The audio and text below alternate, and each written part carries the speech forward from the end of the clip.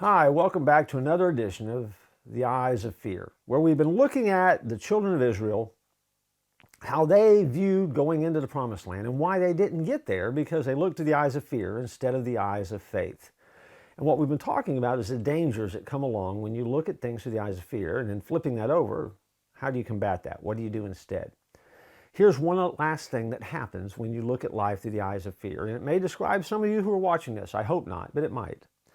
When you look through the eyes of fear, you make yourself miserable. Simple as that. If you're living fearful, you're living miserable lives. In the passage of Scripture that we've been looking at, in Numbers 13, the Israelites threw a pity party. They cried, they complained, they second-guessed everything. There is nothing enjoyable about living in fear. And when you throw a pity party, you always miss out on the promised land.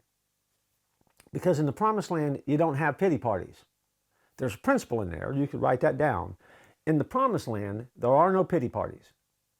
You don't have the opportunity to take the time to wallow in self-pity when you're living out the promises of God. Anytime you start something new, anytime you face something new, anytime there is a new challenge in front of you, you can choose to be like Joshua and Caleb and trust God. Because if God has placed you there, He's going to give you what you need to do what you need to do in each situation to be successful. What does success look like? I don't know. To me, success is being obedient to God. And if you're obedient to God, God will handle the results. You have to handle the obedience part. That's the agreement that we have with God. That's the promises that He's made. And His promises move us into the promised land. I'll say that again.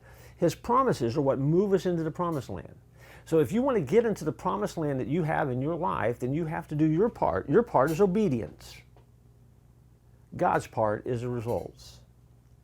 And if you can look at life that way, you can look through the eyes of fear and say, you know what? I'm not buying it.